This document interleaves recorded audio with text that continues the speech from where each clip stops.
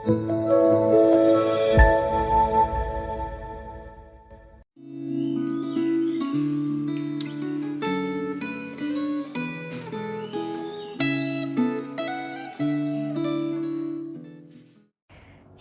saudara-saudara yang terkasih. Saat ini kita kembali datang untuk merenungkan firman Tuhan yang diambil dari Gema Terbitan Sinode GKY.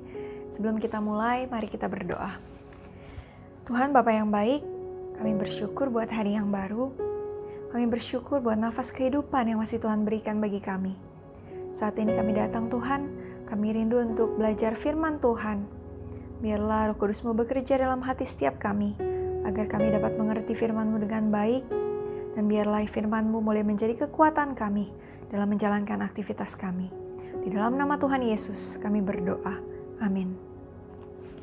Bacaan firman kita hari ini diambil dari Kisah Para Rasul 8 ayat pertama sampai ayat ke-25. Saat ini saya akan bacakan ayat pertama sampai ayat ke-6 untuk saudara. Penganiayaan terhadap jemaat di Yerusalem. Pada waktu itu, mulailah penganiayaan yang hebat terhadap jemaat di Yerusalem. Mereka semua, kecuali rasul-rasul, tersebar ke seluruh daerah Yudea dan Samaria. Orang-orang saleh menguburkan mayat Stefanus serta meratapinya dengan sangat. Tetapi Paulus berusaha membinasakan jemaat itu, dan ia memasuki rumah demi rumah dan menyeret laki-laki dan perempuan keluar dan menyerahkan mereka untuk dimasukkan ke dalam penjara. Mereka yang tersebar itu menjelajah seluruh negeri itu sambil memberitakan Injil. Dan Filipus pergi ke suatu kota di Samaria dan memberitakan Mesias kepada orang-orang di situ. Ketika orang banyak itu mendengar pemberitaan Filipus dan melihat tanda-tanda yang diadakannya, mereka semua dengan bulat hati menerima apa yang diberitakannya itu. Ya saudara, firman yang kita baca diawali dengan berita tentang kematian Stefanus. Kematian Stefanus ini kemudian menjadi awal dimulainya penganiayaan terhadap jemaat-jemaat di Yerusalem. Ini adalah usaha orang Yahudi untuk menghambat kekristenan. Lalu muncul pertanyaan, apakah inisiatif Allah untuk membuat orang Kristen menderita? Tentu tidak, saudara. Allah tidak pernah berinisiatif untuk membuat umatnya menderita. Tapi sebaliknya, semua usaha yang dilakukan oleh orang-orang Yahudi membuat umat Kristen ini menderita justru dipakai oleh Allah untuk melaksanakan rencananya. Kalau kita baca kembali Kisah Para Rasul 8 ayat pertama, penganiayaan orang Kristen ini malah membuat orang-orang percaya semakin tersebar ke Yudea dan Samaria. Lalu apakah pemberitaan Injil menjadi terhambat? Tidak. Berita Injil justru semakin tersebar keluar dari Yerusalem. Perhatikan bagaimana niat jahat daripada orang Yahudi untuk membuat orang Kristen menderita dan menghambat kekristenan justru dipakai oleh Allah untuk menggenapi rencananya, agar murid-muridnya tidak hanya menjadi saksi di Yerusalem saja, melainkan juga menjadi saksi keluar Yerusalem, yaitu ke Yudea dan ke Samaria. Di ayat yang kelima diceritakan juga mengenai Filipus.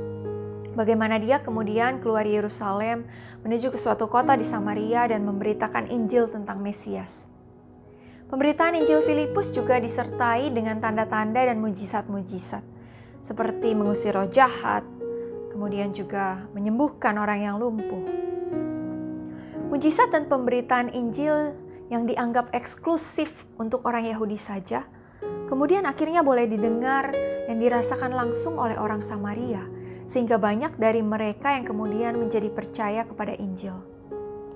Banyaknya orang percaya di Samaria ini kemudian membuat para rasul mengutus Petrus dan Yohanes untuk datang dan meninjau. Mereka melihat bahwa orang percaya ini baru dibaptis di dalam nama Tuhan Yesus. Maka mereka kemudian menumpangkan tangan dan meminta agar Roh Kudus turun ke atas orang-orang percaya di Samaria. Peristiwa turunnya Roh Kudus di atas orang percaya di Samaria ini kemudian menjadi sangat penting. Mengapa? Karena Allah ingin menyatakan dan meyakinkan orang Yahudi, termasuk juga kepada para rasul, bahwa keselamatan di dalam Kristus tidak hanya berlaku bagi orang Yahudi saja, tetapi juga bagi orang-orang non-Yahudi. Melalui peristiwa ini, misi global Allah akhirnya menjadi nyata. Allah ingin Injil tersebar sampai ke ujung bumi. Dan untuk inilah juga Allah kemudian memberikan Roh Kudus kepada setiap orang percaya untuk menolong kita menerobos tempat-tempat baru di mana kita memberitakan Injil. Kuasa Roh Kudus yang menyertai pemberitaan Injil ini menjadi sangat penting. Maka ketika kita memberitakan Injil dan kemudian ada yang percaya, itu semua adalah hasil karya daripada Roh Kudus.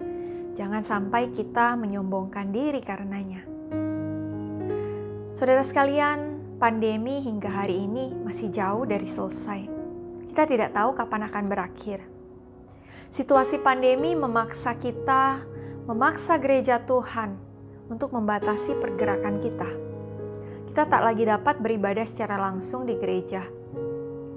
Tetapi Tuhan memakai situasi ini agar gereja Tuhan dan para hambanya dapat beradaptasi dan kemudian memanfaatkan teknologi secara lebih maksimal. Bahkan kita jemaatnya yang mungkin sebelumnya gaptek atau gagap teknologi, sekarang dipaksa untuk menggunakan teknologi itu. Kita dapat melakukan persekutuan, kita mendengarkan seminar, semua lewat Zoom.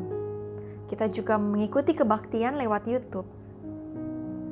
Kita lihat saudara, bahwa kondisi pandemi yang kita pikir akan menghambat kita, justru Tuhan pakai untuk memperluas peluang kita, peluang daripada gerejanya, untuk memberitakan Injil melalui platform online atau sosial media yang ada kepada lebih banyak orang di luar sana.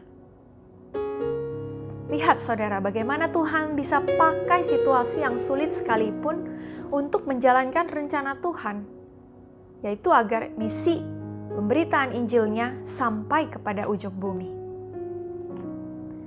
Maka pertanyaannya bagi kita, yang pertama, apakah sebagai orang Kristen kita telah memanfaatkan platform online, sosial media yang kita punya untuk memberitakan Injil dengan maksimal kepada orang-orang di luar sana? Yang kedua, apakah kita sebagai jemaat telah memanfaatkan secara maksimal apa yang gereja kita sudah lakukan untuk menumbuhkan lagi kerohanian kita? Biarlah ini boleh menjadi perenungan kita bersama, agar kita semua bisa dipakai Tuhan untuk memberitakan Injilnya ke seluruh bumi. Mari kita berdoa. Terima kasih Tuhan buat firman yang telah kami dengar. Kami tahu bahwa rencana Tuhan tak dapat diselami oleh kami manusia. Tapi kami yakin dan percaya semua situasi yang kami alami, semua kesulitan yang kami alami dapat Engkau pakai untuk melaksanakan rencana Tuhan. Biarlah ya Tuhan, gerejamu dan setiap jemaatmu boleh Tuhan pakai untuk memberitakan Injil lebih luas lagi kepada orang-orang di luar sana yang belum pernah mendengarnya. Terima kasih Tuhan Yesus atas firman yang telah kami dengar. Engkau yang memberkati setiap kami Tuhan. Di dalam nama Tuhan Yesus kami berdoa dan kami bersyukur. Amin. Sampai jumpa lagi, tetap sehat, Tuhan memberkati.